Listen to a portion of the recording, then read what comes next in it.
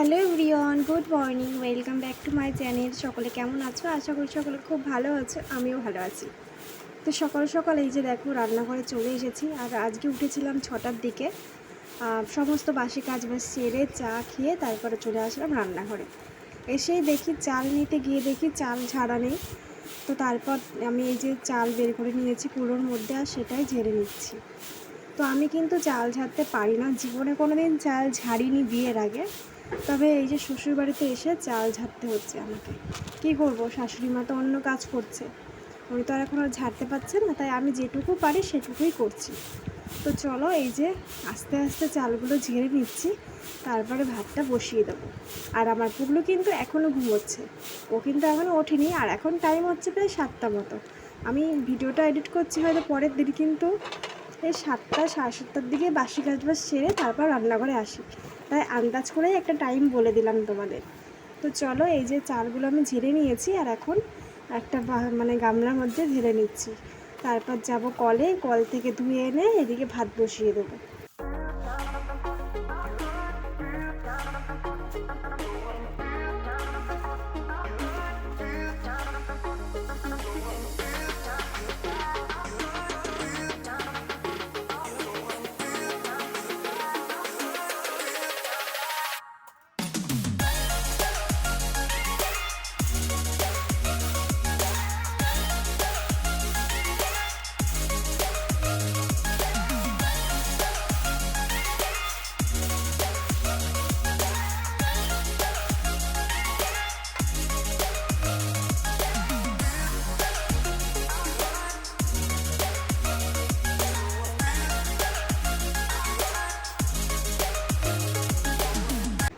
আর এদিকে দেখো দিদি সবজিগুলো কেটে নিচ্ছে।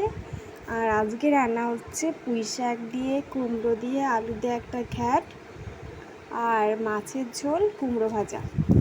আর পুঁই শাক আমি খাবো না, কারণ আমার পুঁই শাক খাওয়া বারণ, তার জন্য। বাকি সবাই খাবে। আর এদিকে চাল ধুয়ে চলে এসেছি আমি। এসেই আর দেখতে পাচ্ছ পাটকাঠি ধরাচ্ছি, পাটকাঠিতে জাল দিতে হবে। আর আমাদের কাঠ আছে, আগে পাটকাঠিগুলো শেষ করতে হবে, তারপর তো কাঠ ধরাতে হবে। তার জন্য পাটকাঠি দিয়ে জালটা ধরিয়ে দিলাম।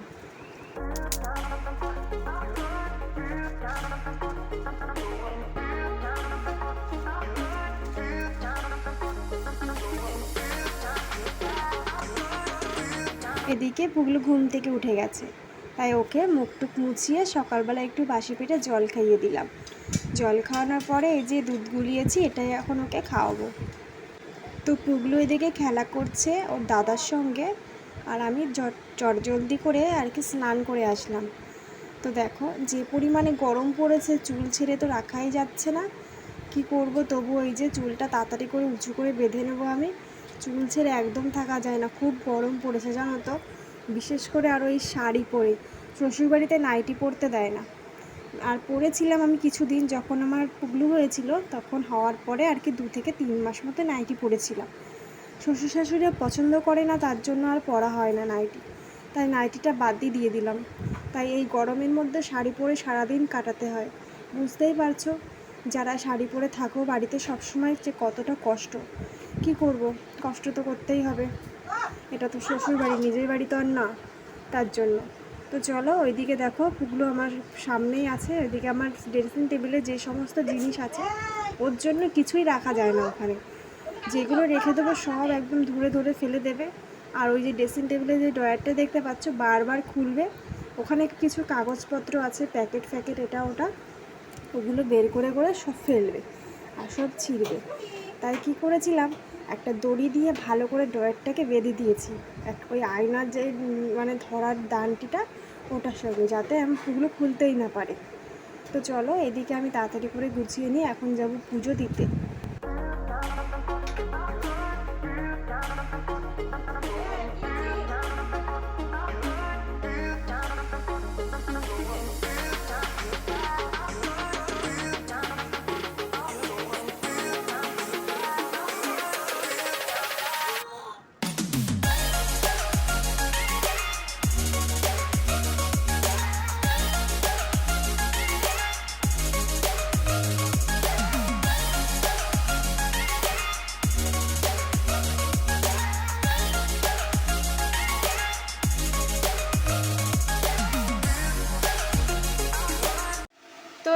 হচ্ছে পুগলুকে পেঁপে সেদ্ধ দিয়ে ভাত খাওয়াচ্ছি।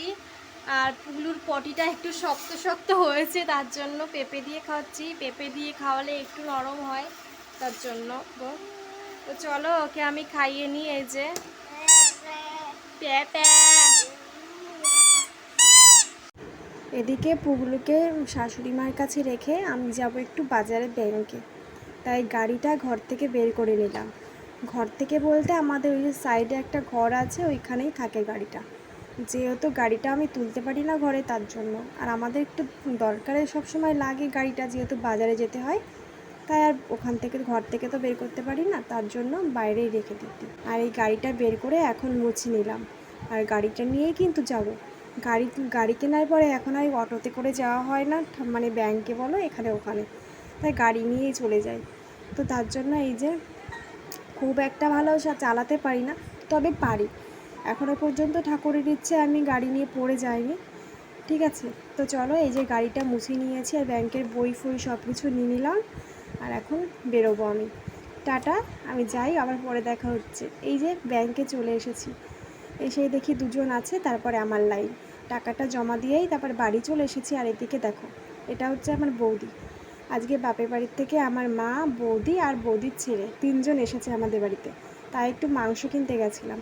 আর এদিকে দেখো আসার পথে বৌদি ফুচকা খাবে বললো, তাই বৌদিকে একটু ফুচকা খাওয়ালাম। তারপর বাড়ি এসে বসে পড়লাম আলু কাটতে। মাংস রান্না করতে হবে, মাংসের মধ্যে আলু না দিলে হয় বলো? তাই আমি বসে পড়লাম আলু কাটতে।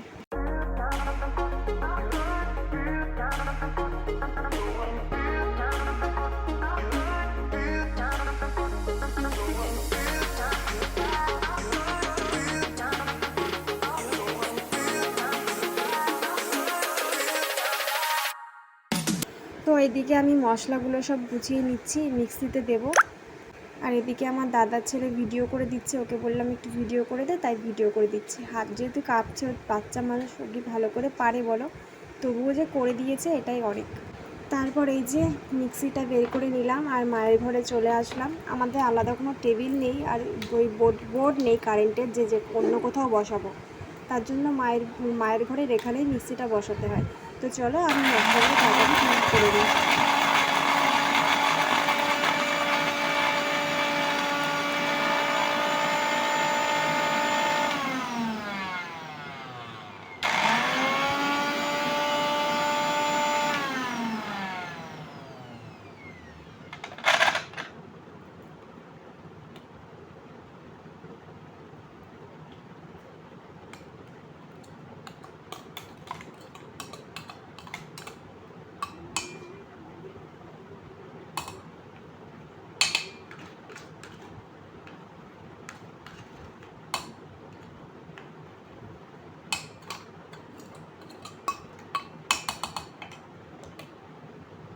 তো এখন বাজে 12টা 41, 1টা বাজতে যায়। এখন রান্না বসালাম। এই যে এখন হচ্ছে আলু ভাজি আমি।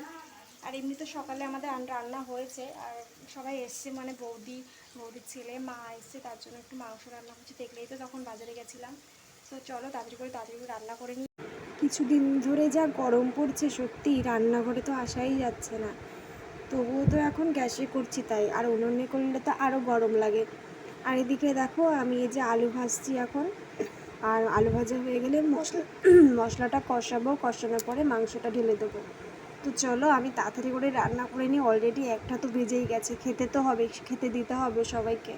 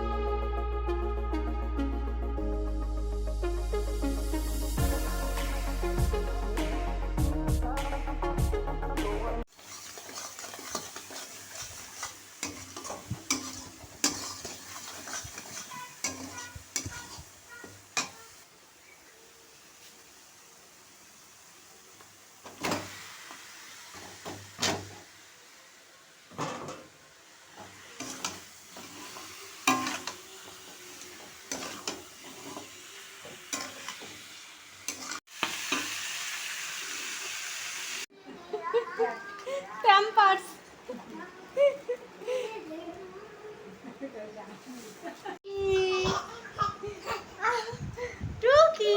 দুপুরবেলা খাওয়া দাওয়া করা হয়ে গেছে, এখন একটু রেস্ট নিচ্ছি শুয়ে শুয়ে।